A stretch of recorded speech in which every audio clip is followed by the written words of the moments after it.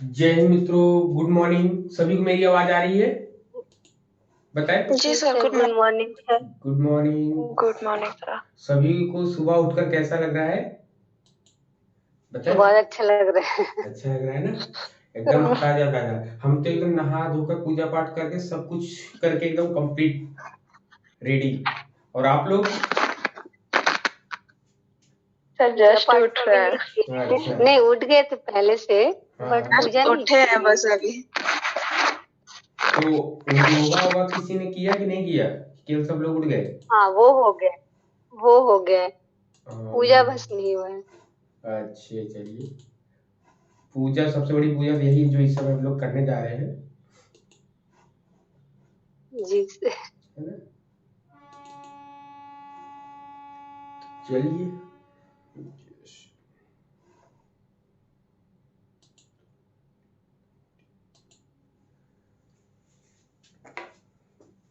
तो चलिए, सबसे पहले यहाँ पर जितने लोग भी हैं सब लोग जानते हैं कि हम लोग ई शिक्षा संवाद यूट्यूब चैनल से जुड़े हैं, जो कि यूट्यूब चैनल के साथ साथ हम लोग की जूम क्लासेस है, जिसके अंतर्गत हम लोग NTA, UGC net, JRF assistant professor, PGT और इन सब चीजों की तैयारी करते हैं।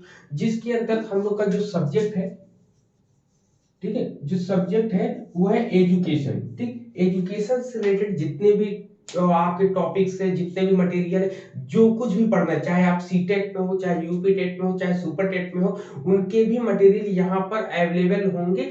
एजुकेशन के पर्पज से जो एजुकेशन में जितने मटेरियल आपके आते हैं सबके सब दिए जाएंगे। अब बात ये होती, आज सुबह जो 6 बजे क्लास हमने ली है, इसका मेन उद्देश्य जानते क्या है? क्योंकि आज से हम प्रमाण पढ़ाने जा रहे थे, इंडियन लॉजिक पढ़ाने जा रहे हैं, ठीक, भारतीय तर्कशास्त्र पढ़ाने जा रहे हैं। तो ये फर्स्ट पेपर का बहुत बड़ा पोर्शन होता है।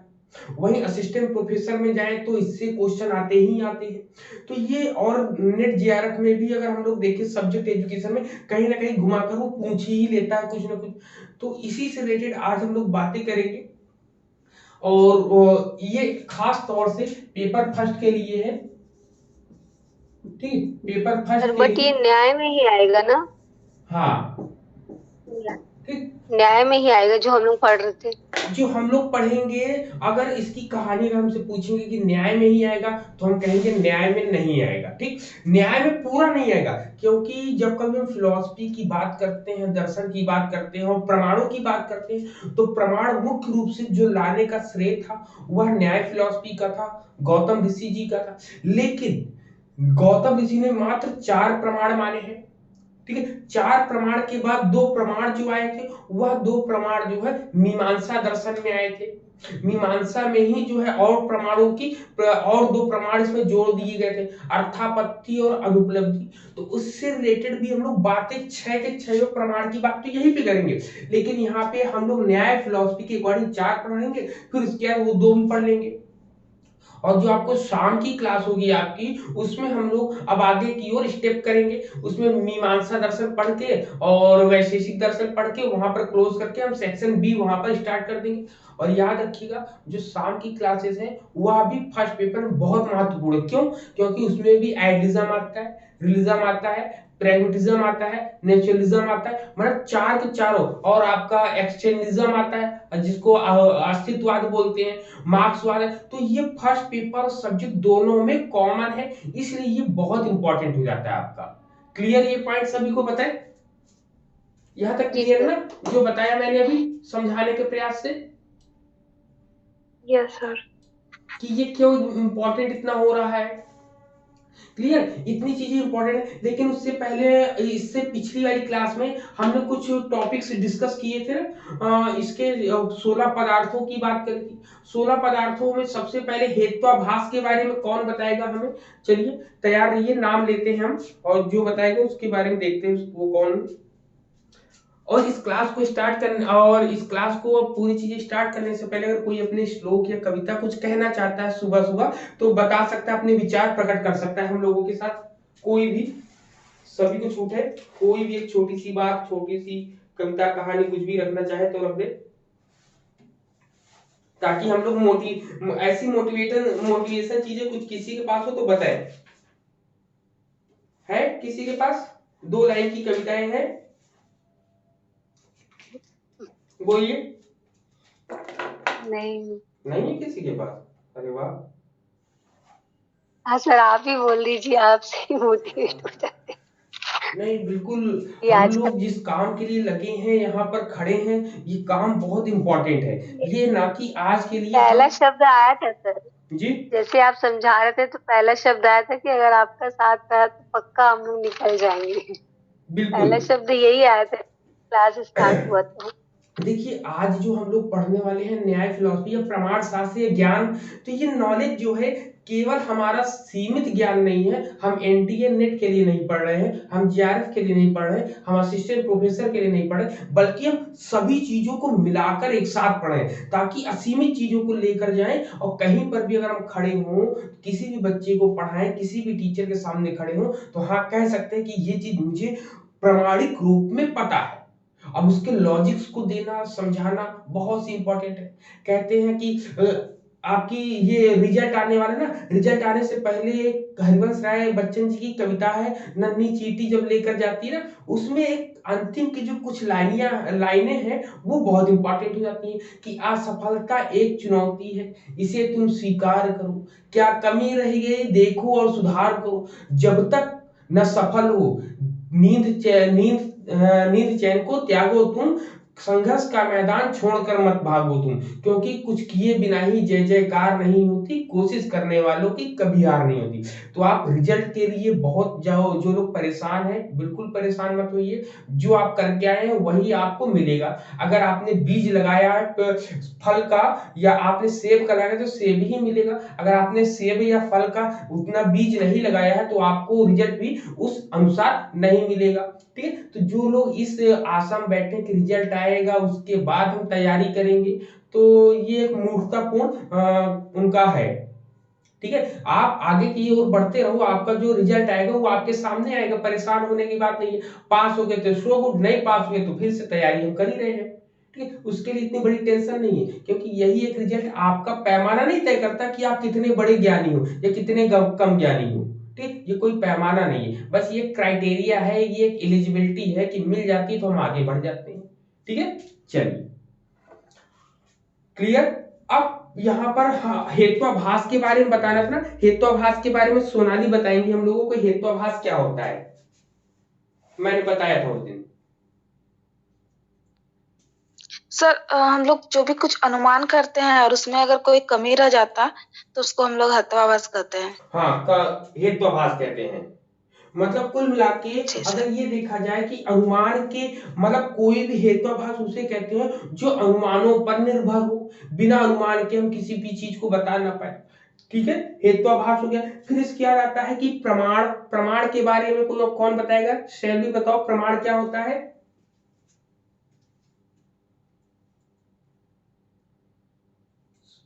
सॉरी क्या शैली, क्लास लेते लेते सो गए क्या? नहीं सर, हाँ सर बोलिए, नहीं प्रमाण सही क्या होता है? होगी।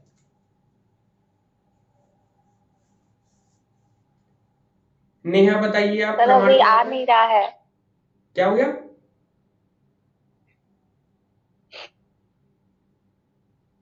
सर ज्ञान के साधन को ही प्रमाण कहा ज्ञान जाता के है। साधन को ही प्रमाण कहा गया है, बिल्कुल ठीक है, ज्ञान के साधन को प्रमाण कहा गया है। यहाँ पे अवयव बताइए, सविता सिंह जी आप बताइए अवयव क्या होता है? अवयव।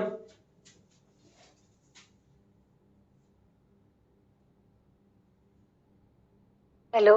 हाँ, हाँ सर, अनुमान अवयव मतलब होता है अवयव क्या होता है?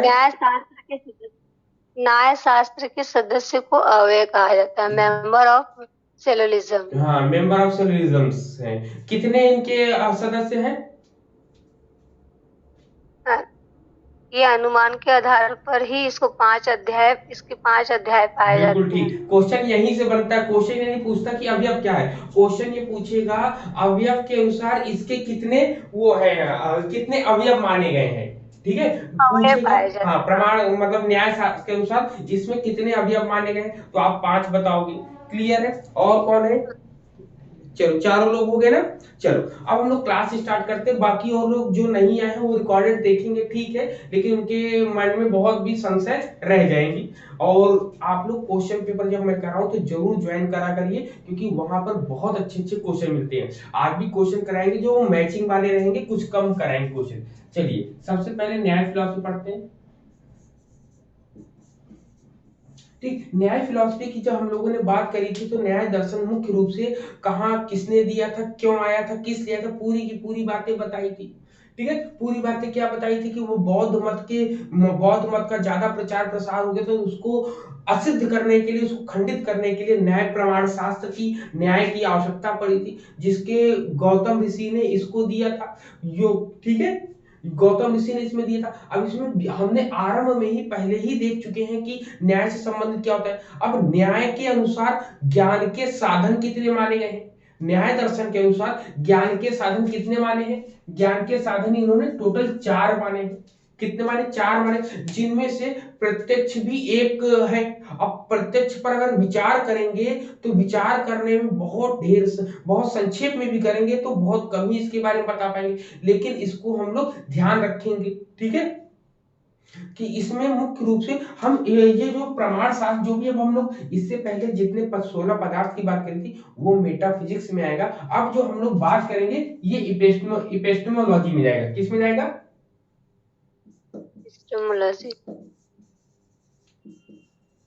इपेस्टेमोलॉजी। और नेहा पूछी थी कल सर क्लासेस कंटिन्यू 6 बजे चलेगी। हाँ तो अब डेली 6 बजे सुबह चलेगी क्लासेस आपकी, क्लियर, 6 बजे चलेगी। अब इपेस्टेमोलॉजी हम लोग यहाँ पर प्रमाण शास्त्र भी इसको कहते हैं, प्रमाण शास्त्र भी इसको कहते हैं, और इसको तर्क शास्त्र भी कहते हैं।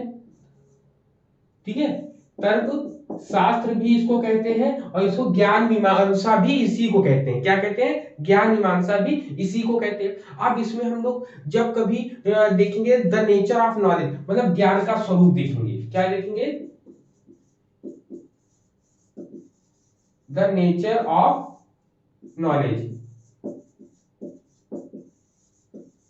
ठीक, द नेचर ऑफ नॉलेज की बात करेंगे, ज्ञान के स्वरूप की जब हम बात करेंगे तो इसमें हम लोग क्या देखेंगे, इसमें देखेंगे न्याय दर्शन में ज्ञान को क्या क्या कहा गया है, नॉलेज को। ठीक है, इस नॉलेज को क्या कहा गया है, इस नॉलेज को कहा गया है सबसे पहले कॉग्निशन। क्या बोला गया है, ठीक, कॉग्निशन बोला गया है। दूसरा अपीयरेंस बोला गया है। ठीक है, एप्रीहेंशन है, एप्रीहेंशन है आपका। ठीक है,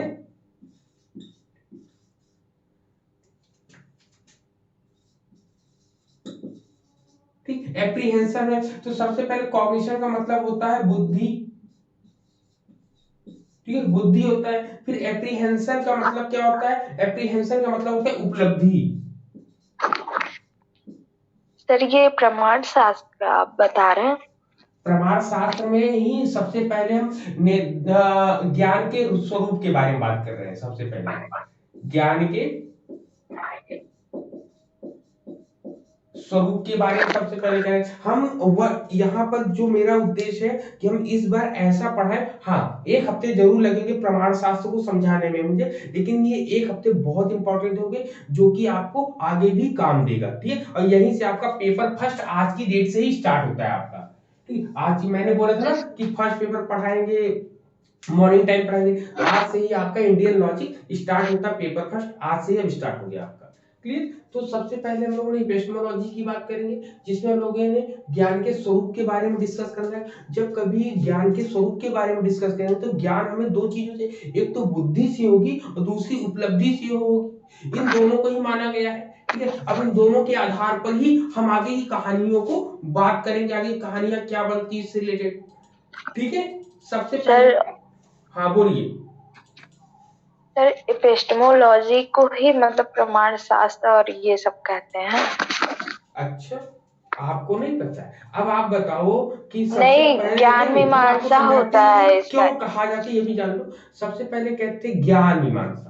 ज्ञान किसका, मैंने जब बेसिक कॉन्सेप्ट बताया था, जब कभी क्या है, क्या के बाद कैसे पढ़े, क्यों पढ़े, कहां से पढ़े, किस प्रकार पढ़े, इन सब चीजों का उत्तर कहां से मिलेगा, हमें ज्ञान से मिलेगा, नॉलेज से मिलेगा। नॉलेज के लिए हमने इपिस्टेमोलॉजी बताया था, जिसमें हम लोग जब कभी अगर आपके माइंड में ये देखा जाए, आपके प्रश्नों में ये आ जाए कि कहीं पर कोई तर्क कर रहा है, तर्क जब कभी भी करेगा तो वो हमेशा ज्ञान के द्वारा ही आप उसको बता सकते हैं।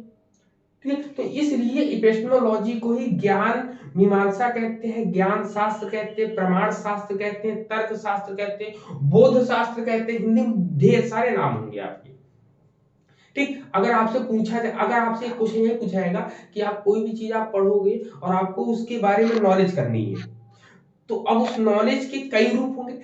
क्या है, पहले उसके नेचर के बारे में जानेंगे, फिर उसके जो है क्यों है, कैसे, कहां से है, तो हम इपिस्टेमोलॉजी के बारे में जानते हैं। जितने भी फिलॉसफीज मैंने पढ़ा है सबके सब एकदम डिट्टो ऐसे ही पढ़ाए हुए हैं ना। अब चलिए, अब यहाँ पर जब इन दोनों चीजों से देखते हैं तो ज्ञान के यहाँ दो प्रयोग या दो अर्थों में इसको हम ले सकते हैं। एक तो लॉन्ग क्राइटेरिया होता है, व्यापक अर्थों में ले सकते हैं, दूसरा संकुचित अर्थों में लेते हैं। अब व्यापक और संकुचित का अर्थ क्या होता है, यहाँ पर ये भी देख लिए। अब यहाँ पर व्यापक अर्थ का मतलब होता है यथार्थ और अयथार्थ में। ठीक है, व्यापक अर्थ का मतलब हम पूछेंगे तो यहाँ पे एक यथार्थ रूप होगा,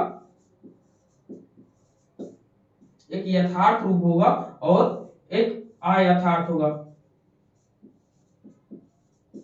ठीक, यथार्थ का मतलब समझ रहे हैं ना, जो जिस समय ये दिखाई दे रहा हो उसको हम यथार्थ बोलते हैं। यथार्थ मतलब आपको रियलिज्म देखता है ना, रियलिज्म में क्या होता है, जो वस्तु जैसे दिखाई दे रही है उसको वैसे ही मानना है, मतलब प्रत्यक्ष रूप से जो दिखाई दे रहा उसको ही माने हम। ठीक है, अयथार्थ में क्या होता है, अयथार्थ भी जो है दिखाई, मतलब मान लो दिखाई ना दे, सुनाई तो दे रहा है, और भी चीजें तो है, तो वो जो अयथार्थ में जो आध्यात्मिकता की चीजों को बताए या और भी किसी और चीजों से हम देख ले, तो वो चीजें होती है। अगर इसको हम एग्जाम्पल के द्वारा समझना चाहें तो इसे एक उदाहरण से बहुत अच्छे तरीके से समझ सकते हैं। जैसे रात के समय में एक व्यक्ति रस्सी को देखकर रस्सी समझता है। अब देखिए, रात के समय में एक व्यक्ति रस्सी को देखकर रस्सी समझता है और दूसरा जो है उस रस्सी को देखकर सांप समझता है। माइंड पे एकदम फोकस रखिएगा। एक व्यक्ति जो है रात में रस्सी को देखता है तो रस्सी ही समझता है, लेकिन वहीं पर लाइट बुझा दी जाए और रस्सी या टंगी उसको देखता है छूकर या टच कर, तो वो क्या समझेगा, सांप समझता है। यहाँ पर दोनों को ही तो ज्ञान हो रहा है, दोनों को ही नॉलेज तो हो रहा है, लेकिन एक को जो है यथार्थ ज्ञान हो रहा है और एक को अयथार्थ ज्ञान हो रहा है।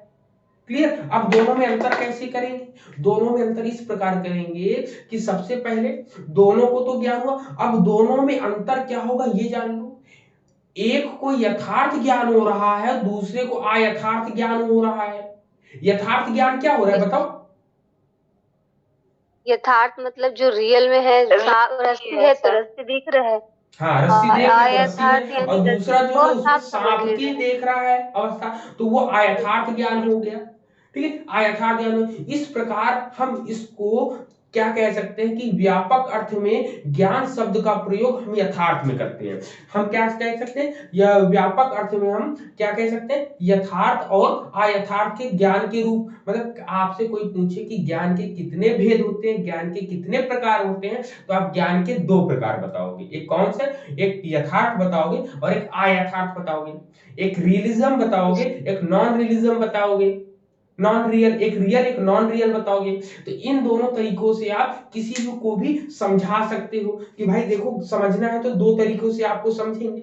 अब दोनों तरीकों से समझाएंगे, तो ये तो था व्यापक अर्थों में कि इसको लॉन्ग ब्रॉडर एरिया में बताएंगे। दूसरा अर्थ में होता है संकुचित। संकुचित का मतलब होता है छोटा, इसके विपरीत होता है। इसमें क्या होता है, इसमें होता है यथार्थ ज्ञान का एक ही मात्र एक बोध होता है।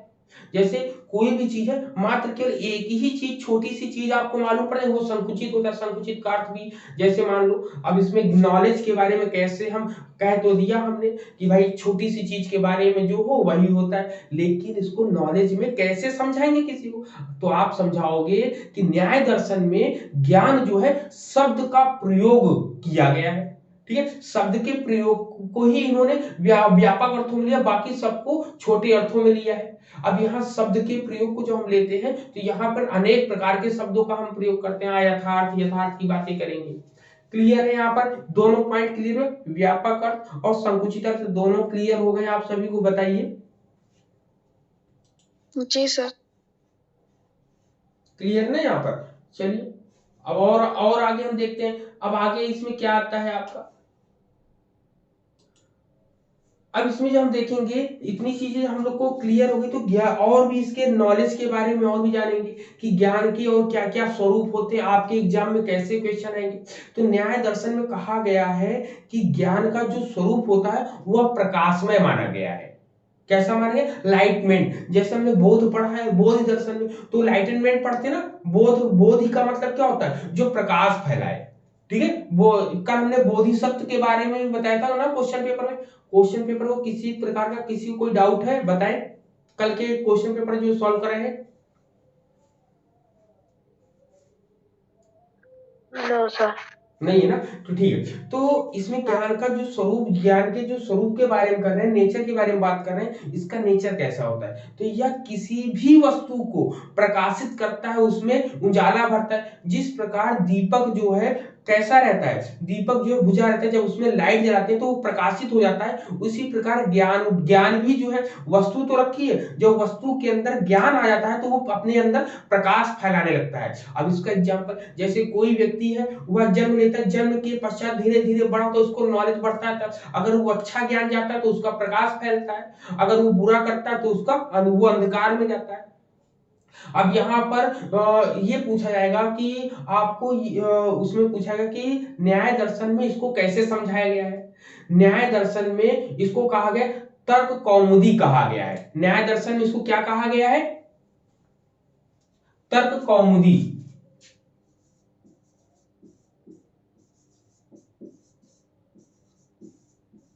ठीक, तर्क कौमुदी कहा गया है। जो ज्ञान का प्रकाश फैलाता है, तर्क कौमुदी का है। इसका मतलब हो गया अर्थ प्रकाशो बुद्धि। ठीक, अर्थ प्रकाशो बुद्धि। अर्थ प्रकाशो बुद्धि मतलब कि वस्तु के प्रकाश में ही ज्ञान निहित होता है। याद रखिएगा, किसी भी वस्तु को प्रकाशित, तर्क कौमुदी का अर्थ हो गया आपका कि किसी भी वस्तु को प्रकाशवान बनाना, या प्रकाशवान बनाना। किसको बनाना? वस्तु को। ठीक है, जब कभी किसी वस्तु को प्रकाशवान बनाते हैं तो उसको तर्क कौमुदी कहा गया है। क्या कहा गया है? तर्क कौमुदी। अब आपके एग्जाम में पूछ लिया तर्क कौमुदी क्या होता है, अब उसमें अनेक प्रकार के एग्जाम्पल आपको दे दिए जाएंगे, तो आपको याद रखना है ज्ञान को नहीं कहते हैं, बल्कि ज्ञान को यहां पर नहीं कहते, बल्कि कहते हैं किसी वस्तु में ज्ञान भरना, उसी को तर्क कौमुदी कहा गया है। ठीक है, यहां पर ये पॉइंट क्लियर है? जी सर। Yes sir. क्योंकि ये क्वेश्चन आ सकता है, तो आएगा तो यहां से आप उसको क्लियरफाई कर सकते हैं। अब ज्ञान के संबंध में और भी बातें, दूसरी उल्लेखनीय आधार क्या कहा गया है? इसमें कहा गया ज्ञान हमारे कार्य का आधार होता है। ज्ञान क्या होता है? हमारे कार्य का आधार होता है। कार्य का base of knowledge. Base of knowledge को भी हम लोग क्या कहते हैं? नॉलेज, बेस ऑफ नॉलेज जो है वर्क ऑफ बेस इसको बोलेंगे ना, work of base. Work of base जो होगा वो भी नॉलेज को ही इंडिकेट करेगा। ठीक है, जैसे मनुष्य सही या कोई भी व्यक्ति होता है वो सही या गलत ज्ञान के आधार पर ही कार्य करता है। वो कार्य को समझता है ना कि कौन सा काम मेरे लिए सही है, कौन सा काम मेरे लिए नहीं सही है, तो ये भी इसके अंतर्गत आएगा। वो कब करेगा? जब उसको नॉलेज होगा। यही कारण है कि विज्ञान को भी, देखिए यही कारण है कि विज्ञान को भी व्यवहार का जनक माना जाता है। क्या? विज्ञान, ये याद रखिएगा, क्या है? विज्ञान को व्यवहार का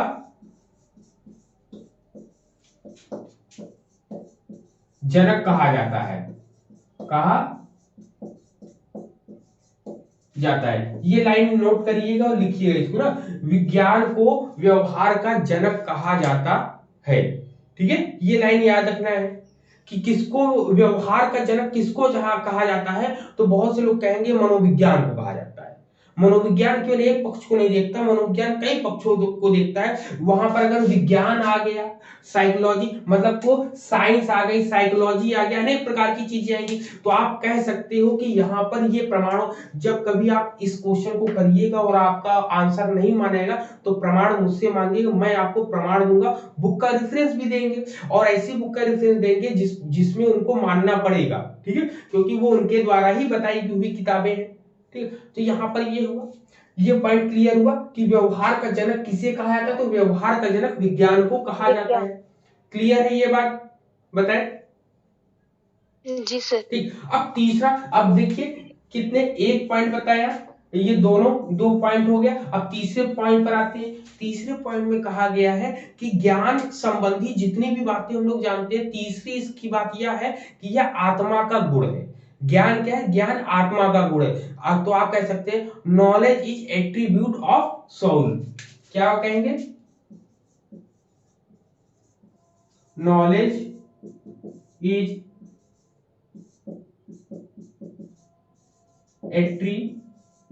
ठीक, नॉलेज इज एट्रीब्यूट, ठीक, एट्रीब्यूट ऑफ सोल, ठीक है। हिंदी में क्या बोलेंगे? हिंदी में बोलेंगे ज्ञान मतलब जो है ज्ञान आत्मा का गुण है। अब गुण है कैसे? यहाँ पर न्याय फिलॉसफी के अकॉर्डिंग या न्याय के अनुसार ज्ञान जो है ज्ञाता और ज्ञेय का संबंध है। किसका है? ज्ञाता और ज्ञेय, ठीक, ज्ञाता और ज्ञेय का संबंध है कि कौन ज्ञान प्राप्त करता है। ज्ञाता कौन है? ज्ञाता वो है जो ज्ञान प्राप्त, ज्ञेय क्या है? जो ज्ञान प्राप्त कर चुका है। तो इन दोनों के बीच का संबंध जो है वही आपका होता है न्याय दर्शन के अनुसार। ज्ञान का मतलब कुल मिला के ज्ञान के ही भाग है, ज्ञान के ही गुण है, ज्ञान के गुण के संबंधित, मतलब कि यहाँ पर जो ज्ञान प्राप्त करना है, ठीक है, वह ज्ञाता हो जाएगा और जो ज्ञान का विषय है वह ज्ञेय हो जाएगा। इन लाइन को लिख लीजिएगा। यहाँ पर सबसे पहले लिखिएगा ज्ञाता, ठीक है, इनकी एक एक लाइन में डेफिनेशन लिखेंगे तो हम लोग कंसेप्ट क्लियर रहेंगे एक वर्ड में। तो सबसे पहले मैंने क्या बताया कि ज्ञाता क्या होता है, बताओ? लिखेंगे जो ज्ञान का विषय होता है, विषय हो, ठीक, जो ज्ञान का विषय हो। और ज्ञेय क्या होगा? ज्ञेय क्या होगा बताओ? जिसको ज्ञान प्राप्त हो गया हो, नहीं, जिसको प्राप्त करना हो। नहीं सर, सर ज्ञेय मतलब पूरा हो, पूरी नॉलेज हो। देखो, जो ज्ञान प्राप्त करता हो, मैंने अभी ज्ञाता बताया ना, ज्ञाता का मतलब क्या होता है? जो ज्ञान प्राप्त करता हो, ठीक है, प्राप्त करता हो, जो ज्ञान प्राप्त करता है वो क्या कहलाता है आपका? ज्ञाता। ज्ञाता कहना। अब ज्ञेय की बात क्या आएगी? ज्ञेय में आएगा जो ज्ञान का विषय है। क्या होगा? वही तो, हाँ सर। जो ज्ञान का विषय हो, ठीक है, क्योंकि जो ज्ञान का विषय होता है वो बहुत बड़ा होता है, जितना जानो उतना कम पड़ता है। और ज्ञाता कौन होता है? जो ज्ञान प्राप्त करता हो। ज्ञाता कौन होता है? ज्ञाता हम लोग है ना, हम लोग ज्ञान दिन ब दिन बढ़ते जा रहे, ये असीमित होता है जबकि ये सीमित होता है। क्लियर? ये दोनों चीजें याद रखना है कि ये आपका असीमित होता है ज्ञेय और ये सीमित होता है। और जो ज्ञान का विषय होता है वो बहुत बड़ा होता है, ठीक है, और जो ज्ञान प्राप्त करता है वो सीमित रहता है। सीमित से असीमित की ओर चलना, ज्ञाता से ज्ञेय की ओर जब आप बढ़ जाओगे तो बड़ा कौन है इसमें? ये जो हो जाएगा। अब आप हम लोग देखते हैं ना, गांधी जी के ऊपर विचार करते हैं और एपीजे अब्दुल कलाम के ऊपर विचार करते हैं, तो ये सब ज्ञाता, ये सब क्या है? ये सब ज्ञेय है और हम लोग ज्ञाता है। अब जैसे अब इसी में और क्वेश्चन आ जाए कि रिसर्च स्कॉलर्स क्या कहलाएंगे, बताओ? रिसर्च स्कॉलर्स में क्या कहलाएंगे? ऐसे ही क्वेश्चन पढ़ते अटपटे क्वेश्चन बनेंगे, तो अटपटे क्वेश्चन में यही उत्तर देना होगा कि बताओ रिसर्च स्कॉलर क्या कहलाएंगे? इन दोनों में ज्ञाता कहलाएंगे। ज्ञाता कहलाएंगे। टॉपिक होते हैं वो ज्ञेय हो जाएंगे, जो विषय होते हैं। तो ऐसे ही रिसर्च से भी इसको जोड़कर आप लोग अपने कॉपी में लिख लीजिएगा। इसको रिसर्च स्कॉलर बोलते हैं, इसको रिसर्च टॉपिक बोलते हैं।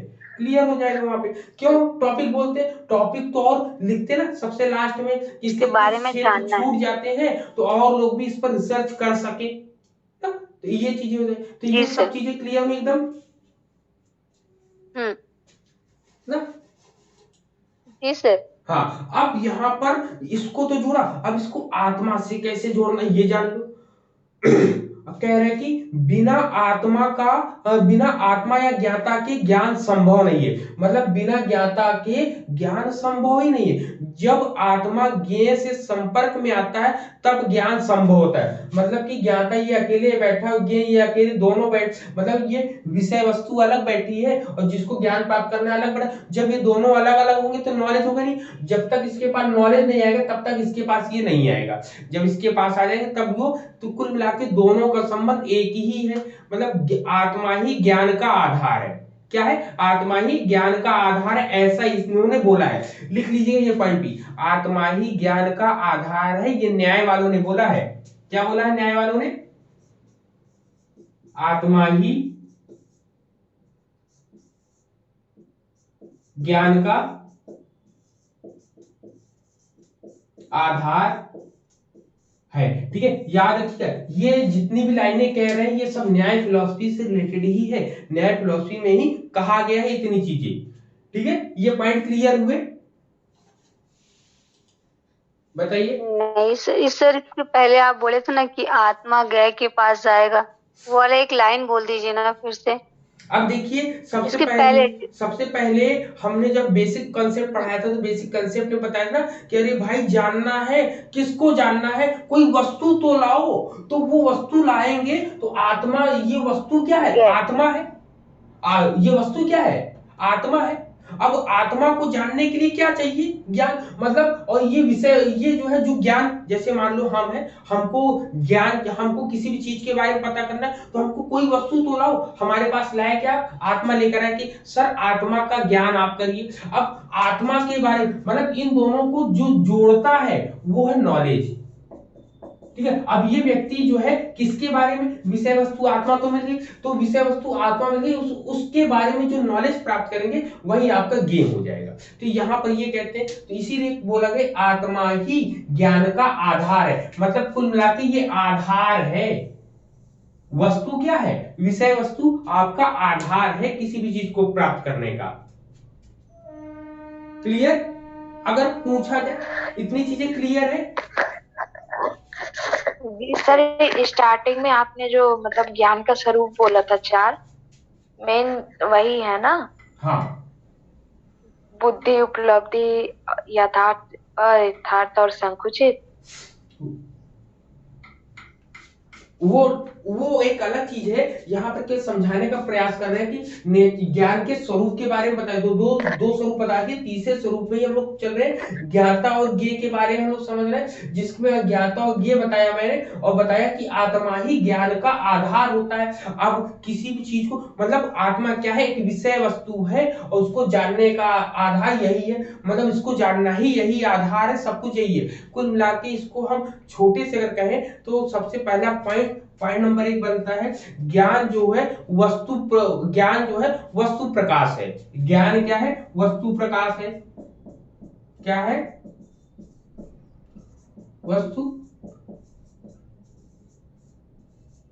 वस्तु प्रकाशक है। ठीक है, दूसरा पॉइंट अगर हम देख सकते हैं तो ज्ञान हमारे व्यवहार का आश्रय है। क्या है? ज्ञान हमारे व्यवहार का आश्रय है। ठीक, ये इनकी क्वालिटीज है, एट्रीब्यूट्स। ठीक है, फिर कह रहे ज्ञान आत्मा का गुण है। ज्ञान क्या है? आत्मा का गुण है।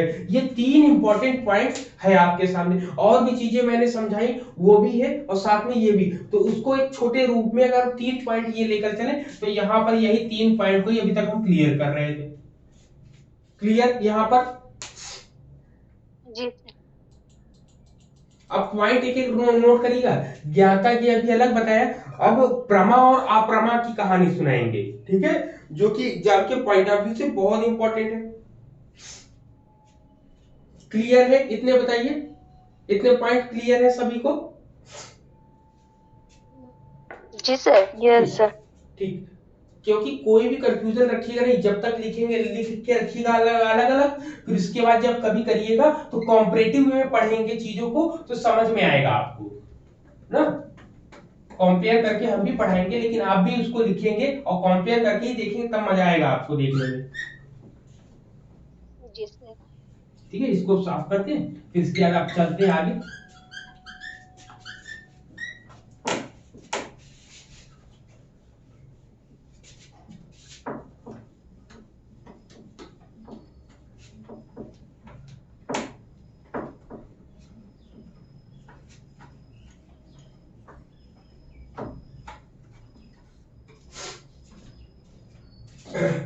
अब चलते हैं हम लोग ज्ञान के भेद की तरफ। किसकी तरफ चलते हैं? ज्ञान के भेद की तरफ। ठीक है, ज्ञान के भेद कितने होते हैं, ज्ञान के प्रकार कितने होते हैं, हम लोग देखेंगे। ज्ञान के प्रकार, types of knowledge, types of knowledge, इसकी बात करेंगे तो यह मुख्य रूप से दो प्रकार के होते हैं। कितने प्रकार के? तो एक प्रमा होते हैं और एक अप्रमा होते हैं। ठीक, एक प्रमा होता है और दूसरा अप्रमा होता है। बता तो दिया हमने, अब इसको इंग्लिश में क्या कहते हैं ये भी जान लो। अंग्रेजी में क्या बोलते, किसी को पता है?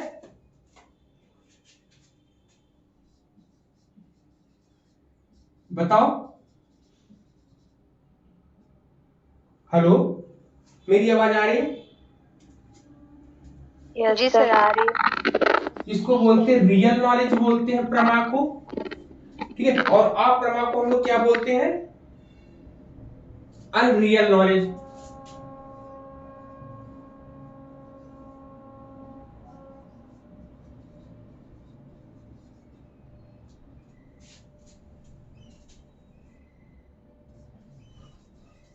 ठीक, रियल नॉलेज और अनरियल नॉलेज, ये दो चीजें हम लोगों के सामने होती है। दोनों के बारे में हम लोग कायदे से इसके बारे में समझे, क्योंकि एग्जाम में ऐसे ही क्वेश्चन यहां से पूछे जाते हैं। क्लियर ये दोनों पॉइंट, प्रमा और अप्रमा के बारे में? अभी और भी चीजें इसके बारे में हम बताएंगे, प्रमा और अप्रमा क्या होते हैं। जी सर। ठीक है, अगर इसको और भी अच्छे से, इसको एक ग्राफ के द्वारा बताते हैं, जो इसको एक ग्राफ के द्वारा बताएंगे तो तब आपको समझ में आ जाएगा जल्दी से। ठीक है, इसको एक ग्राफ के बारे में बताते हैं। लेते हैं नॉलेज, ज्ञान के वैसे दो ही भेद बताएंगे, लेकिन यहाँ पर हम पूरा का पूरा स्ट्रक्चर बना दे रहे हैं। सबसे पहले होता है अनुभव। ठीक, अनुभव सबसे पहले। ज्ञान कैसे होता है? तो ज्ञान दो तरीके से होता है, एक तो अनुभव के द्वारा होता है और एक स्मृति के द्वारा होता है। ठीक, मेमोरी के द्वारा होता है आपको। ठीक है, ये दो चीजें होती है। अब यहाँ पर अनुभव के टू टाइप्स होते हैं, एक यथार्थ होता है और एक अयथार्थ होता है। ठीक है, इसी को हम लोग क्या बोले हैं? प्रमा बोले हैं। क्या बोले हैं? प्रमा बोले हैं इसी को हम लोग, और इसी को हम लोग अप्रमा बोले हैं, अप्रमा बोला है। क्लियर? अब इंग्लिश में भी इसको क्या बोलते हैं हम लोग? ठीक है, ये स्मृति का मतलब मेमोरी हो जाती है, ये अनुभव का एक्सपीरियंस हो जाता है। अब ये क्या होता है एक्सपीरियंस? एक रियल होता है और एक अनरियल होता है। ठीक है, कितना होता है? एक रियल होता है, रियल नॉलेज, एक रियल होता है, दूसरा होता है अनरियल होता है। ये दो चीजें होती हैं यहाँ पर। अब यहीं पर जो है प्रमाण की जो अगर हम बात करते हैं, तो प्रमाण जो है आपके यथार्थ। प्रमा, प्रमा का मतलब जो रियल हो, रियल का मतलब जो प्रमाण हो, प्रमाण ही तो रियल होगा। तो अब यहाँ पर इसके चार टाइप्स हो जाते हैं। कौन कौन से हो जाते हैं? ये आपके प्रत्यक्ष होता है, प्रत्यक्ष के बाद दूसरा क्या होता है आपका? दूसरा आपका आता है अनुमान या अनुमिति। ठीक है, अनुमान या अनुमिति होती है, अनुमिति या अनुमान या अनुमान होता है। तीसरा आपका क्या होता है? तीसरा आपका कौन सा होता है बताओ? शब्द होता है। तीसरा शब्द होता है, बताओ। उपमान होता है तीसरे नंबर पे। क्या होता है? उपमान होता है। उपमान के बाद शब्द आता है। अब इसको इंग्लिश में क्या कहते हैं ये भी लिख लेते हैं हम लोग। इंग्लिश में बोलते हैं सबसे पहले परसेप्शन बोलते हैं। ठीक है, क्या बोलते हैं? परसेप्शन। सर सेकंड अनुभूति है। अनुमिति या अनुमान। ठीक है, इंग्लिश में लिखते हैं परसेप्शन, इन्फ्लुएंस बोलते हैं दूसरे को। ठीक, इन्फ्लुएंस बोलते हैं दूसरे को। तीसरे उपमान को हम लोग बोलते हैं एनालॉजी। क्या बोलते हैं? एनालॉजी या कंपैरिजन, एनालॉजी कंपैरिजन। या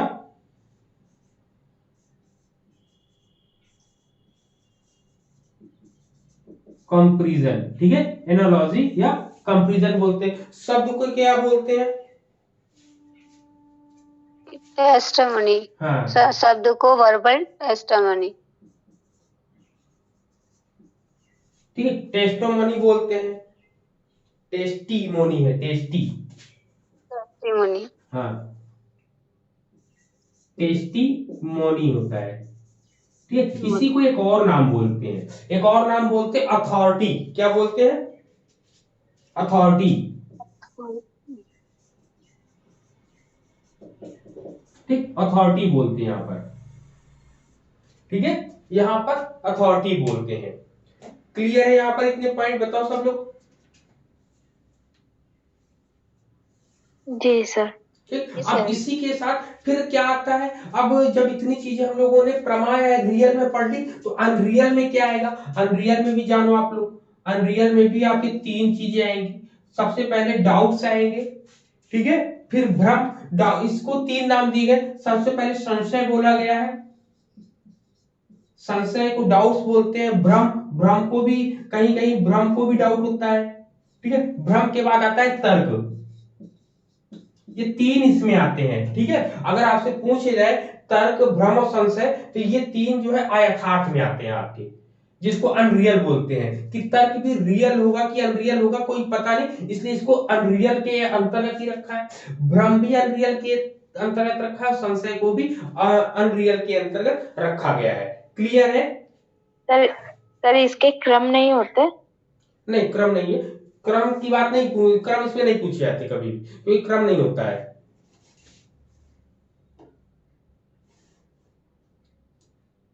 क्लियर पॉइंट? जी सर। हाँ, अब बात करते हैं वन बाय वन प्रमा की या यथार्थ की बात करते हैं कि प्रमा में होता क्या है। जैसे मैंने अभी एक एग्जांपल बताया था ना, चलो दोनों में एग्जांपल हम जोड़ते फटाफट कि कैसे होगा। अब इसमें कहते हैं कि यथार्थ ज्ञान को ही प्रमा कहा गया है। जैसे किसी भी रूप को, जैसे कोई वस्तु जो है उस कोई रूप को ग्रहण करती है, तो जिस समय वह रूप ग्रहण करती है वह प्रमा कहलाती है। क्या कहलाती है? प्रमा। प्रमा का मतलब जो जिस वस्तु में जो चीज दिखाई दे रही है वही प्रमा कहलाती है। जैसे दयानंद सरस्वती के बारे में कल हम बता रहे थे ना, तो दयानंद सरस्वती जी ने भी यही कहा था कि भाई जो चीज मुझे दिखाई देगी उसी को हम मानेंगे, और जो चीज नहीं दिखाई देगी उसको हम क्यों माने। ठीक, तो इन्होंने बोला कि ऐसे, इन्होंने और एग्जांपल दिया। इन्होंने कहा कि रस्सी को रस्सी के रूप में ग्रहण करना ये आपका प्रमा कहलाएगा। क्या कहलाएगा? रस्सी है, रस्सी को रस्सी मानेंगे तो वो हमारी प्रमा कहलाएगी, इसको यथार्थ बोलेंगे। अब कोई कहे घड़े को घड़े के रूप में ही ग्रहण करना, अब आपके एग्जाम में दे दिया जाए घड़े को घड़ा ही कह रहे हैं, आपको दे दिया जाए अनुभव दिया जाए, स्मृति दिया जाए, प्रत्यक्ष दिया जाए, और अप्रत्यक्ष वो यथार्थ दिया जाए और अयथार्थ दिया जाए, क्वेश्चन ऐसे ही बना दिए जाएंगे और पूछा जाएगा आपसे, आप कहोगे अरे उसको हम किसके अनुसार बताएं? घड़े को घड़े के रूप में बताएं। ये क्वेश्चन आप लिख सकते हो, एक नंबर में क्वेश्चन बन सकता है। रस्सी के रूप में ही स्वीकार करना, घड़े को घड़े के रूप में स्वीकार करना, जो वस्तु जैसी उसको उसी रूप में स्वीकार करना, क्या कहलाएगा? अनुभव कहलाएगा, स्मृति कहलाएगी, और आपका प्रमा कहलाएगा कि अप्रमा कहलाएगा। यथार्थ या अयथार्थ वहां नहीं देगा, वहां प्रमा या अप्रमा देगा, या इंग्लिश में देगा रियल, अनरियल, एक्सपीरियंस, मेमोरी, इन सब चीजों को देगा। तो यहाँ पर ये चीजों को बताना है। तो अब आपका उत्तर आप बताओ क्या होगा यहाँ पर, घड़े को घड़ा मानना प्रमा प्रमा प्रमा कहलाएगा। अब रियल यहाँ प्रमा पर प्रमा अब यहाँ पर ये आएगा कि हम मेमोरी क्यों नहीं कह सकते, मेमोरी मतलब स्मृति को प्रमा क्यों नहीं कहा गया। तो पहला ही है कि इन्होंने पहले के ज्ञान का स्मरण, अब स्मृति होती क्या है, मेमोरी क्या होती कि जब कभी हमने कोई चीज पहले देखी हो उसी के आधार पे हम बताएं। जैसे मैंने पहले देखा था घड़ा, अब मेरे सामने कोई चीज रखा है, अब ये पूछा जाए कि ये क्या है, तो हम बताएंगे ना कि हाँ मुझे याद तो आ रहा है कि ये घड़े के जैसा ही तो दिख रहा है, लेकिन है ये सुराही। भाई उसका मुंह थोड़ा लंबा कर दो, घड़े का मुंह लंबा कर दो तो वो सुराही कहलाती है। तो उन्होंने कहा कि हाँ घड़े नुमा है तो, लेकिन इसका नाम बदलकर हम सुराही रखा गया, इसका नया नाम है। तो ये होता है। तो पहले के ज्ञान के आधार पर किसी भी चीज को जो हम बताते हैं तो वो स्मृति कहलाती है। क्लियर? पहले के ज्ञान के आधार पर जो भी नॉलेज होता है हमें, हम लोग स्मृति या मेमोरी कहते हैं। तो फिर एक्सपीरियंस क्या होता है? एक्सपीरियंस वो होता है, वह ज्ञान होता है जो सर स्मृति एक से बार फिर से बोल दीजिए। क्या सर बोलूं? वो स्मृति का जो लाइन बोले हैं आप। ना एग्जैक्ट तो याद नहीं, लेकिन फिर भी बताते हैं कि स्मृति होती क्या। स्मृति का मतलब होता है कि पहले कोई नॉलेज किया हो और उसका जो हाँ मेमोराइजेशन हो, हमारे रिकॉल करते हैं, तो वो मेमोरी के अंतर्गत आता है। जैसे आप कोहलर की थ्योरी पढ़ेंगे ना, कोहलर की थ्योरी में सुल्तान नामक चिंपैंजी क्या होता है कि आहा एक्सपीरियंस उसको होता है, किसी समस्या का समाधान हो करता है ना वो, तो वो अपनी पुरानी मेमोरी के आधार पे कुछ कुछ ना कुछ लॉजिक लगा के करता है कि उसको जो है एक पिंजरा दिया जाता है, उसमें डिब्बे रखे जाते हैं, तो वो एक केला तोड़ता है, फिर इसके बाद दूसरा देखता है कि दूसरे में भी उसको केला बाहर पड़ा था, तो वो कहीं ना कहीं लॉजिक, तो वो पुराने तरीकों को लगाकर अपना करता है, मेमोरी का प्रयोग करके, कि पुराने चीजों में कुछ रिकॉल करता है और कुछ नई चीजें बनाकर वो देता है। तो ये आपकी मेमोरी कहलाएगी आपकी। Clear point? यस सर अब थैंक यू। अब बात आती है एक्सपीरियंस की। एक्सपीरियंस में क्या होता है? तो एक्सपीरियंस वो होता है जो मेमोरी से अलग होता है, भिन्न होता है। एक्सपीरियंस वाकई में अगर पूछा जाए तो यथार्थ अनुभव प्रमा है, क्योंकि जबकि स्मृति का अनुभव नहीं होता। स्मृति का कोई मेमोरी कोई अनुभव कर सकता है क्या कि मेरी मेमोरी कैसी, इसका अनुभव आप कर सकते हो? अनुभव नहीं कर सकते, इसलिए स्मृति को प्रमा नहीं कहा जाता है, यह प्रमा नहीं है। अब अयथार्थ ज्ञान को अप्रमा की संज्ञा क्यों दी गई? अयथार्थ ज्ञान को अप्रमा की संज्ञा क्यों दी गई, इसको भी आप जान लो कि अनुभव के मुख्य रूप से दो प्रकार होते हैं। अनुभव के कितने प्रकार है? दो प्रकार। दो प्रकार में एक यथार्थ अनुभव को प्रमा कहा गया है, जबकि अयथार्थ अनुभव को अप्रमा कहा गया है। ठीक है? अब एग्जाम में आपसे आपने कहा तो एग्जाम में क्वेश्चन कैसे पूछेगा ये भी जान लो। घड़े को घड़े के रूप में, या रस्सी को रस्सी के रूप में, या राम को राम के रूप में जानना, मतलब राम को राम के रूप में जानना क्या कहलाएगा? अनुभव यथार्थ कहलाएगा, अनुभव अयथार्थ कहलाएगा, अनुभव स्मृति कहलाए या स्मृति कहलाएगी। तो ऐसे क्वेश्चन आपको घुमा घुमा के पूछे जाएंगे। तो ये कंसेप्ट आप पहले से ही क्लियर रखो कि यहाँ पर अनुभव को इसके साथ जोड़ सकता है कि अनुभव प्रमा या अनुभव यथार्थ बोलेगा, या एक्सपीरियंस रियल बोलेगा, या एक्सपीरियंस अनरियल बोलेगा। इंग्लिश में याद रखेंगे तो ज्यादा क्लियर होगा। क्लियर है? यहाँ पर जितने क्वेश्चन बन सकते हैं मैं बनाने का प्रयास कर रहा हूँ, बताने का प्रयास कर रहा हूँ। समझ में आ रहा है सबको? जी यस सर। ठीक। अब यहाँ पर संशय, भ्रम और तर्क की बात करते हैं। ठीक है? तो इसको अगर हम कह सकते हैं कि संशय, भ्रम और तर्क अप्रमा की कोटि में हम ला सकते हैं। किसके? अप्रमा की कोटि में हम ला रहे हैं। क्यों ला रहे हैं? जब हम किसी वस्तु के गुणों की कल्पना करते हैं, क्या करते हैं? अजम्पशन करते हैं। जब कल्पना करेंगे तो जिसका जो जो हमारे सामने नहीं, जिसका अस्तित्व नहीं है, उसके बारे में हम कल्पना कर रहे हैं, तब क्या होगा? तब वह ज्ञान अप्रमा कहलाएगी। तो इसको एग्जाम्पल समझते हैं। एग्जाम्पल कोई बता सकता है कि हम कैसे कहें उसको? सर सांप और रस्सी। हाँ बिल्कुल ठीक। जब हम रस्सी को सांप समझ लेते हैं तब यह ज्ञान आपका अनरियल हो जाता है। क्या हो जाता है? अनरियल हो जाता है, क्योंकि वहां पर रस्सी में सांप का गुण जो है समाविष्ट नहीं है, लेकिन फिर भी हम उसको मान लेते हैं। जैसे दूसरा एग्जाम्पल देख लेते हैं। एग्जाम्पल जैसे पीलिया के रोगी का शंख को पीला पीला देखना, जैसे शंख जो होता है व्हाइट होता है, तो जो जिसको पीलिया हुआ रहेगा तो वो शंख को देखेगा और क्या कहेगा कि शंख जो है कैसा है, पीला है। तो अब यहां बताओ शंख पीला होता है क्या? नहीं होता, लेकिन उसकी आंखों मतलब उसको बीमारी है पीलिया की, इसलिए वो पीला पीला देख रहा है, इसलिए वो आप्रमा के रूप में अंतर्गत आएगा। आप्रमा मतलब भ्रम हो जाएगा उसको, ठीक है। एक संशय हो जाएगा, एक भ्रम हो जाएगा। फिर इसके बाद सॉरी संशय नहीं अभी चल रहा है, संशय की ही कहानी अभी चल रही है, अभी भ्रम की बात नहीं बताइए। सबका वन बाय वन हम क्लियर करेंगे, एक भी पॉइंट को छोड़ना नहीं है, ठीक है। तो संशय में पहला पॉइंट क्लियर हुआ, इतनी चीजें संशय और भ्रम में, तो अभी सबका एक एक पॉइंट बता रहे हैं, क्लियर है इतनी चीजें। तो अब इसके विपरीत जो है शंख को सफेद रूप में देखना। अब देखो शंख को कुछ लोग कहेंगे कि पीला है, कुछ लोग कहेंगे कि सफेद है। तो अब आपको ये तर्क लगाना है कि कौन सा प्रमा के रूप में जाएगा, कौन सा अप्रमा के रूप में जाएगा, कौन रियल होगा, कौन अनरियल होगा।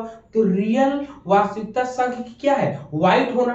तो व्हाइट जो बताएगा वो आपका रियल हो जाएगा, और जो व्हाइट नहीं बताएगा वो अनरियल हो जाएगा। अब बात करते हैं संशय की, किसकी बात करते हैं, डाउट की। ठीक, डाउट्स क्या होते हैं, डाउट्स में होता है कि जब कोई अनिश्चित ज्ञान हो, डाउट्स को हम लोग क्या बोलते हैं, अनिश्चित ज्ञान हो। जब जो हमारा मन है, मस्तिष्क है, जब इसमें दो कोटियों के बीच में अंतर दिखाई देता है, ठीक है।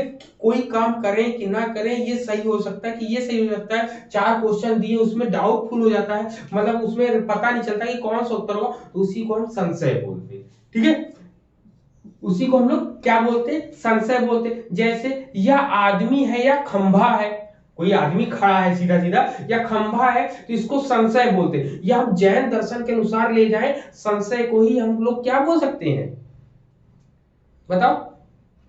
जिसमें इन्होंने हाथी के बारे में बताया था, एक अंधा व्यक्ति जो हाथी के पैर को छूता है, कहता है हाथी तो खंभे जैसा है, कहता है कि नहीं कहता है। तो वहां डाउटफुलनेस है ना, हाँ, तो जैन दर्शन में हमेशा डाउटफुल की भी तो बात कान को करते हैं। पंखा बोलते हैं। हाँ, क्लियर है ना। तो ये पॉइंट आपको क्लियर हो गया होगा कि संशय को और किस तरीके से हम लोग पूछ सकते हैं, समझ सकते हैं। अब बात आती कि भ्रम क्या होता है, जिसको इल्यूशन बोलते हैं, ठीक। दोनों में अंतर होता है, ठीक, डाउट्स में और भ्रम में अंतर होता है। अब डाउट्स और भ्रम में अंतर क्या होगा, अंतर बताओ जरा।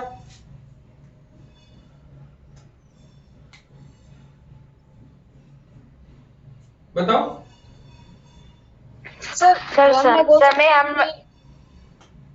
अरे भाई रस्सी को साफ समझना जो है ये क्या हो जाएगा, भ्रम ही तो है।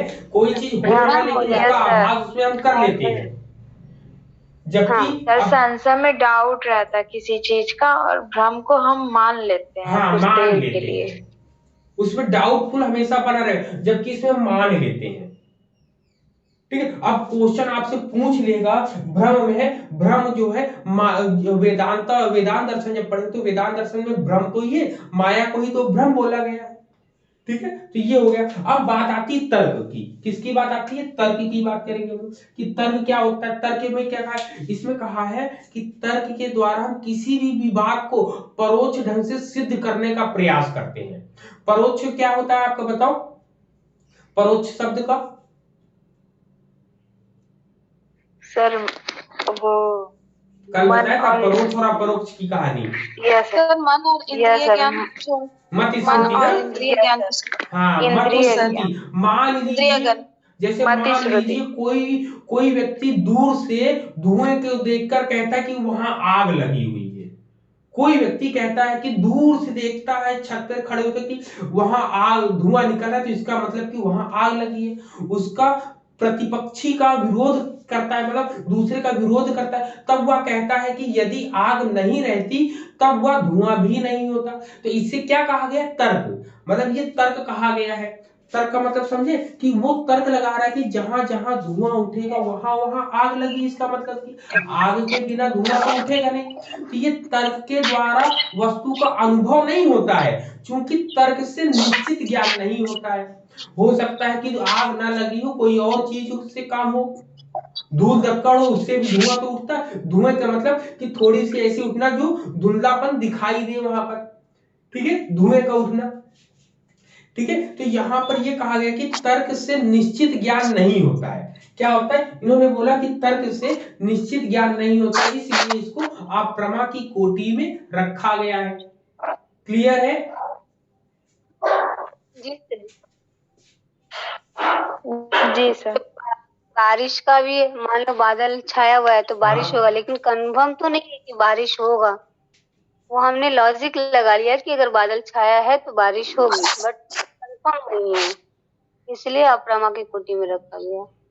क्लियर। अब एग्जाम में एक क्वेश्चन और आ सकता है जिसमें रियल की 3 क्वालिटीज पूछी जाती है, ठीक है, क्वालिटीज इसकी या गुण, गुण या विशेषता, ठीक है। तो ये रियल की हम 3 विशेषताएं बताएंगे जो एग्जाम में आने की संभावनाएं हो सकती हैं, ठीक है। एक भी पॉइंट नहीं छोड़ना है, कहीं से भी कुछ भी पूछेगा तो हम बता ले जाएंगे। सबसे पहले उन्होंने बोला है कि प्रमा के 3 विशेषताएं होती हैं, ठीक है। 3 विशेषताओं को न्याय दर्शन ने बताया है। पहला क्या बताया, उन्होंने बोला है अनुभवत्व, जिसको प्रेजेंटेटिव कहते हैं, लिख देते हैं।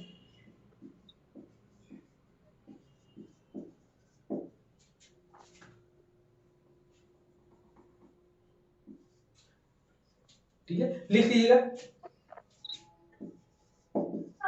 प्रेजेंटेटिवनेस, ठीक है। क्या बोलते हैं, प्रेजेंटेटिवनेस बोलते हैं इसको, ठीक है, प्रेजेंटेटिवनेस, जिसको बोलते हैं अनुभवत्व।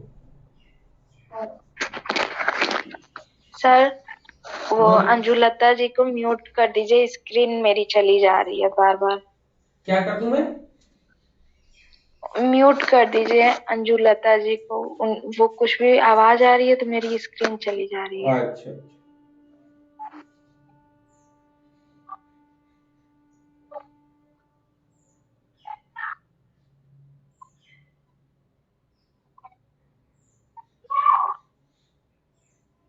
ठीक है, चलो, ठीक, ये पॉइंट है आपका, अनुभवत्व बोलते हैं आपका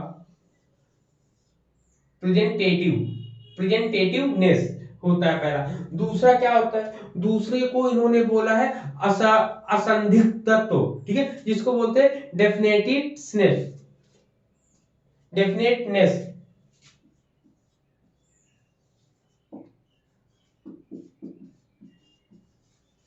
ठीक है, डेफिनेटनेस बोलते हैं, ठीक है। दूसरा ही हो गया, जिसको बोलते हैं क्या लोग, हम लोग असंदिग्ध तत्व,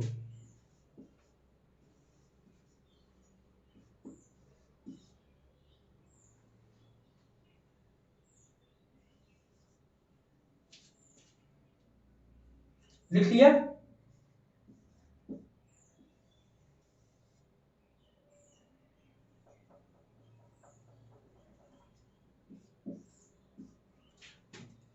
और तीसरा पॉइंट जो होता है, तीसरा पॉइंट होता है फेथफुलनेस, ठीक है। क्या होता है, फेथफुलनेस,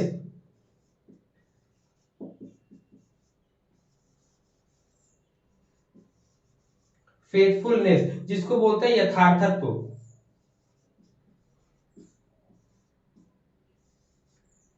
ठीक है, यथार्थत्व बोलते हैं फेथफुलनेस। क्लियर है? बताइए।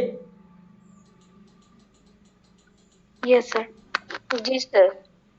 ठीक है, अब इसकी क्वालिटी हो गई। अब इसकी क्वालिटी के साथ साथ हम इसकी और चीजों को भी जानेंगे कि प्रमा के अंग कितने हैं, ये कॉन्स्टिट्यूट्स ऑफ प्रमाण, प्रमा, ठीक है। चलो इसके प्रमा के अंग जानते हैं, प्रकार भी जान गए, विशेषताएं भी जान गए, 3 विशेषताएं होती हैं। अब इसके पार्ट्स कितने होते हैं, इसके अंग कितने हैं, उन अंगों को भी हम लोग जानते हैं, क्योंकि एग्जाम से प्रमा से ही क्वेश्चन बनने हैं, ठीक है। किससे बनने, प्रमा से ही क्वेश्चन बनने, तो इसके अंग भी जानेंगे क्योंकि इसके अंग बहुत इंपॉर्टेंट है।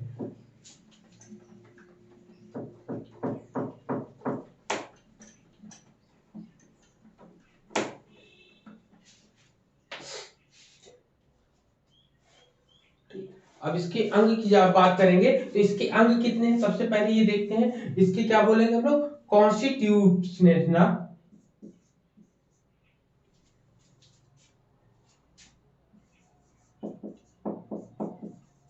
कॉन्स्टिट्यूनेस, ठीक है, कॉन्स्टिट्यूनेस जिसको हम लोग बोलते हैं अंग बोलते हैं, क्या बोलते हैं, अंग की बात करते हैं, इनके पार्ट्स की बात करते हैं। अब होते कितने हैं, सबसे पहले नंबर 1 पे इन्होंने बोला है कि प्रमाता बोलता है, क्या बोले हैं, प्रमाता, जिसको इंग्लिश में बोलते हैं हम लोग क्या, नोनर, नोअर, नोअर होता है पहला प्रमाता जिसको नोअर बोलते हैं। दूसरा आपका होता है प्रमेय, ठीक है, इसको क्या बोलते हैं, इसको बोलते हैं हम लोग objects of knowledge,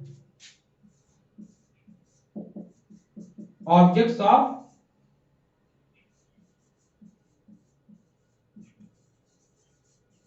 of knowledge.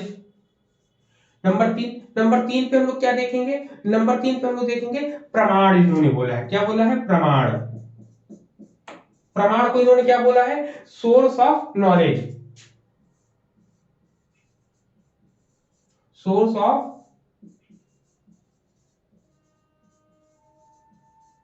ठीक है, सोर्स ऑफ नॉलेज। इतनी चीजें क्लियर है यहां पर, बताओ, सोर्स ऑफ नॉलेज की बात हम लोग कर रहे हैं, यस सर।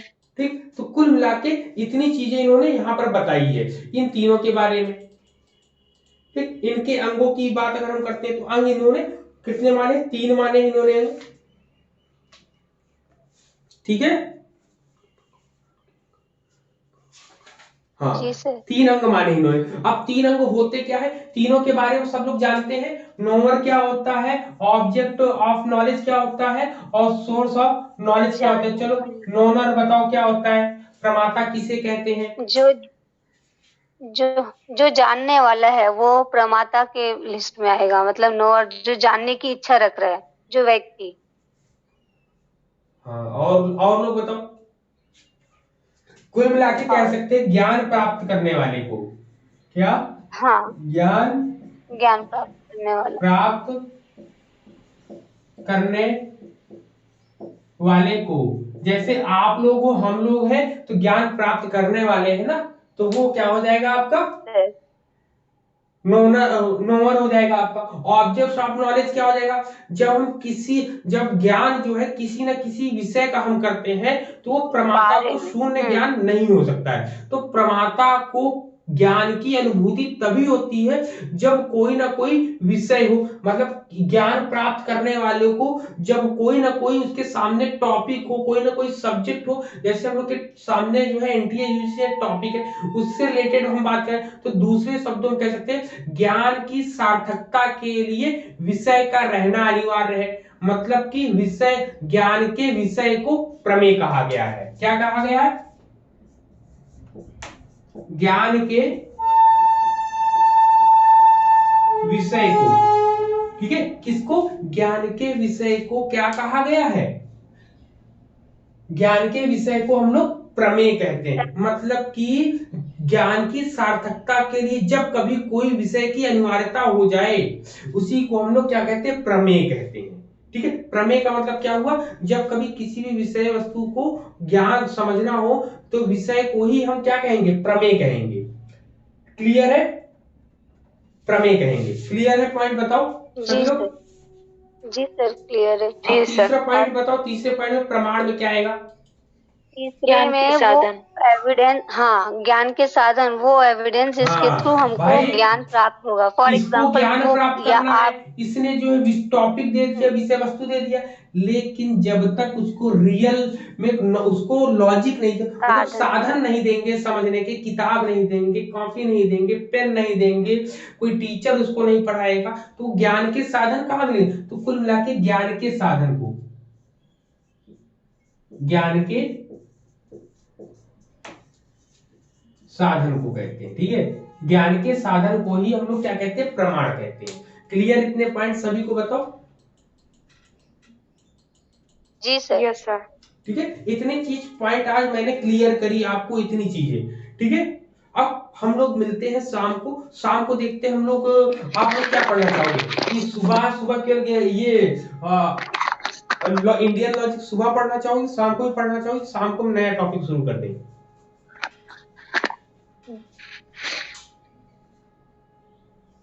बोलो। सर न्याय दर्शन का पूछ रहा। नहीं, न्याय दर्शन तो सुबह ही पढ़ाएंगे हम, ठीक है। शाम को मीमांसा दर्शन शुरू कर दे।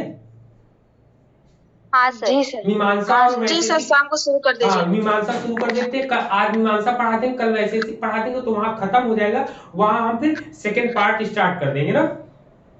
और इधर जो है, क्योंकि ये फर्स्ट पेपर में इंपॉर्टेंट है, इसलिए इसको डीप में पढ़ाना बहुत जरूरी है। तो उसको तो सरफेस पढ़ा देंगे तो चलेगा, इसको 1 बाय 1 पढ़ा देंगे, एक एक पॉइंट, कि कहीं पर कोई चीज गलत ना हो। एग्जाम में कोई भी पॉइंट आएगा तो आप किसी पॉइंट से ऐसा नहीं कि अनजान हो, ठीक है। जैसे कुछ बच्चे आपने लोगों ने देखा होगा, ग्रुप में जुड़े थे तो बोल रहे कि out of syllabus, out of syllabus नहीं है, बच्चे डीप में जाकर पूछ लिया उन्होंने हम लोगों से, जितना हम लोग पढ़ते नहीं, ठीक।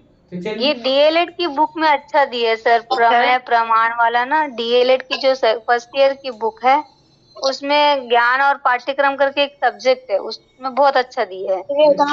बिल्कुल, वो आपके पास दिया होगा, लेकिन हम लोग जो एजुकेशन से रिलेटेड जो लोग पढ़ते हैं वो लोग प्योर चीजें पढ़ते हैं। हम लोग जो है प्योर चीजें इसलिए पढ़ते हैं क्योंकि प्योर टेक्स्ट बुकें हम लोग को मिलनी चाहिए। प्योर टेक्स्ट बुकें मिलती तो उसमें एक चीज को कई तरीकों से समझाने का प्रयास हम लोग करते हैं, उसमें पढ़ने को हम लोग को मिलता है। यहाँ पर जो भी नॉलेज हम लेकर आते हैं अपने पास से, हमारे पास एक किताब का नहीं, 2 किताब का नहीं, कम से कम 10 किताबें मेरे पास फिलॉसफी की रखी है।